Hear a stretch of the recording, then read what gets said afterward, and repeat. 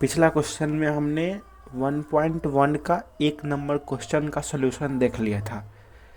1.1 का दूसरा number question क्या कह रहा है, दर्शाइए कि कोई भी धनात्मक विषम पूर्णांक 6q+1, 6q+3 या 6q+5 के रूप का होता है जहाँ q कोई पूर्णांक है। अच्छा बोलो तो पूर्णांक होता क्या है? पूर्णांक क्या होता है? पूर्णांक में पूरा पूरा संख्या आता है, दशमलव वाला संख्या नहीं आएगा, और पूर्णांक में जीरो भी आ जाता है और धनात्मक संख्या भी आ जाता है और ऋणात्मक संख्या भी आ जाता है। ठीक है, लेकिन इसमें पूरा पूरा नंबर आएगा, जैसे कि 23/4 पूर्णांक नहीं ना होगा, दशमलव वाला संख्या पूर्णांक में नहीं आता। तो इसमें कौन पूर्णांक का बात चल रहा है? धनात्मक पूर्णांक की बात, मतलब जीरो के आगे वाला पूर्णांक का बात चल रहा है। और धनात्मक पूर्णांक या फिर सम होगा या फिर विषम होगा। तुमको क्या दिखाना है कि जो धनात्मक विषम पूर्णांक होगा ना, वो 6q+1, 6q+3 या 6q+5 का रूप का होगा। ठीक है, देखो इसको सॉल्व कैसे करेंगे। इसमें देखो धनात्मक विषम पूर्णांक दिया हुआ है ना, 6q+1, 6q+3 या 6q+5 का रूप का है। तुम इसमें क्या कर लो, ए को धनात्मक पूर्णांक मान लो, तो ए का मान सम भी हो सकता है और विषम भी हो सकता है। धनात्मक पूर्णांक है फिर सम होगा या फिर विषम होगा। ठीक है ना, तो फिर ए को धनात्मक पूर्णांक मान लेंगे और बी की जगह पे 6 दिखाई दे रहा है ना, bq+r, बी की जगह 6, बी को 6 मान लेंगे। और फिर देखते हैं ए का मान क्या क्या आता है, उसमें से विषम किसके रूप का आता है, सम किसके रूप का आता है। हमको दिखाना है कि जो विषम आएगा ना वो 6q+1, 6q+3 या 6q+5 का रूप का होता है। चलो इसका सॉल्व करते हैं। तो पहले क्या करेंगे, मान लेंगे क्या, माना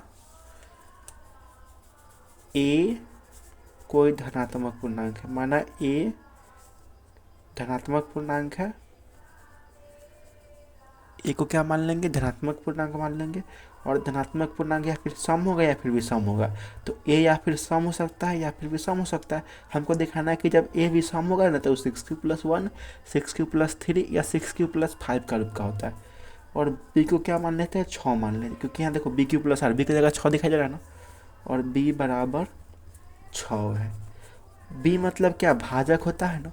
तो भाजक जब 6 होगा, आर बी का मान 6 होगा, तो आर का संभावित मान क्या हो सकता है, आर का मान क्या क्या होगा। तुमको पता होगा, जब पहले पढ़ा होगा तुम यूक्लिड विभाजन एल्गोरिथम, तो एक चीज़ तुम पढ़ा होगा क्या, कि ए बराबर bq+r, भाज्य बराबर भाजक इंटू भागफल प्लस शेषफल। और आर मतलब शेषफल का जो मान होता है वो हमेशा जीरो से बड़ा या जीरो के बराबर होता है, और शेषफल का मान भाजक से हमेशा छोटा होता है। शेषफल का मान जीरो से बड़ा या बराबर होगा, क्योंकि माइनस में तो हो नहीं सकता है, जीरो से बड़ा होगा। और जीरो के बराबर कब होगा, जब पूरा पूरा कट जाएगा। इसे 5 से 25 को भाग करेंगे, शेषफल जीरो आ जाएगा ना।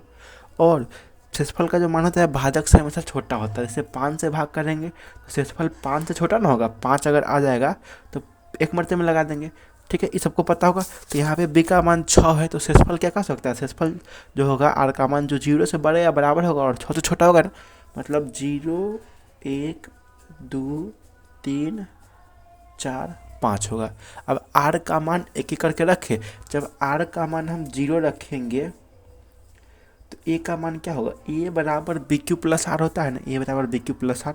तो बी की जगह 6 है, 6q+r का मान 0 रखेंगे तो 6q+0 यानी 6q हो जाएगा ना। अब बोलो 6q क्या है, 6q देखो, जो संख्या 2 से कटेगा उसको सम कहते हैं, जो 2 से नहीं कटेगा उसको विषम कहते हैं। तो 6q है, 2 से पूरा पूरा कट जाएगा ना 3 के मरते में। अगर हम तुमसे पूछेंगे 6q+5 ये सम है कि विषम है, देखो इसको 2 से भाग करेंगे तो दो दोनों के नीचे लगेगा ना, 6q भी नीचे और 5 के नीचे भी। तो क्या हो जाएगा, 6q/2 + 5/2 एल्सियम लेंगे तो फिर वही ना आएगा। देखो 6q 2 से कट जाएगा, लेकिन 5 से 2 से नहीं कट पाएगा, मतलब क्या का विषम हो गया। अगर हम पूछेंगे 8q+7 क्या होगा, विषम होगा ना, क्योंकि 2 से भाग करेंगे तो दो दोनों के नीचे लगा हुआ है। तो 8q तो कट जाएगा, लेकिन 7 नहीं कट पाएगा, मतलब ये पूरा क्या हो जाएगा, विषम हो जाएगा। अगर हम पूछेंगे 4q+2 ये सम है कि विषम है, तो ये संख्या सम होगा ना, क्या कि 4q+2 को जब 2 से भाग करेंगे पूरा पूरा कट जाएगा, 4q भी कट जाएगा और 2 भी कट जाएगा, जब दोनों कट जाएगा मतलब क्या सम है, क्योंकि दो दोनों के नीचे है। ठीक है, तो 6q क्या होगा, सम होगा ना, ये सम होगा, ये क्या होगा, सम संख्या होगा। ठीक है ना। और जब r का मान 1 रखेंगे तो a का मान क्या होगा, a बराबर bq+r होता है ना, b की जगह 6 है, सिक्स क्यू और आर का मान 1 रखे हैं। बोलो ये क्या होगा, विषम होगा ना, क्योंकि 2 से डिवाइड करेंगे, दो दोनों के नीचे रहेगा, 2 से 6 क्यू तो कट जाएगा लेकिन एक नहीं कट पाएगा, तो ये क्या हो जाएगा, विषम हो जाएगा। देखो आर का मान जब 2 रखेंगे तो ए का मान क्या आ जाएगा, 6 क्यू प्लस 2। देखो ये सम होगा ना, क्योंकि 6 क्यू भी 2 से कट जाएगा और 2 भी 2 से कट जाएगा। आर का मान जब 3 रखेंगे तो ए का मान क्या आएगा, 6 क्यू प्लस 3 आएगा ना, ये भी सम होगा ना, क्योंकि 6 क्यू तो 2 से कट जाएगा लेकिन 3 नहीं कट पाएगा, और जो 2 से नहीं कटता है वो भी सम होता है। जब आर का मान 4 रखेंगे तो क्या आएगा, ए बराबर 6 क्यू प्लस 4 आएगा, और ये भी सम है, 6 क्यू भी 2 से कट जाएगा, 4 भी 2 से कट जाएगा, 2 डिवाइड करेंगे, दो दोनों के नीचे जाएगा ना, 2 से 6 क्यू भी कट जाएगा और 4 भी कट जाएगा, मतलब ये क्या सम है। आर का मान जब 5 रखेंगे तो ए बराबर क्या आएगा, 6 क्यू प्लस 5। अब देखो 6 क्यू 2 से कट जाएगा, 5 नहीं कट पाएगा, मतलब ये भी सम है। यही ना, आर का मान 0 से 5 तक रखे।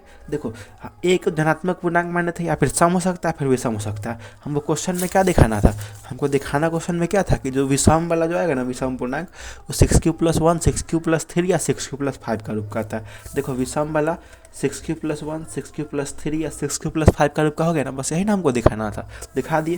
तो नीचे क्या लिख देंगे, अतः धनात्मक विषम पूर्णांक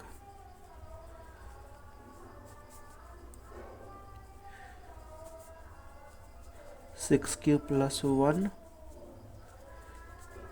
6 क्यू प्लस 3 या 6 क्यू प्लस 5 के रूप का होता है, जहाँ क्यू क्या कोई पूर्णांक है। देखो विषम वाला यही रूप में ना है, 6 क्यू प्लस 1, 6 क्यू प्लस 3 या 6 क्यू प्लस 5 के रूप का है।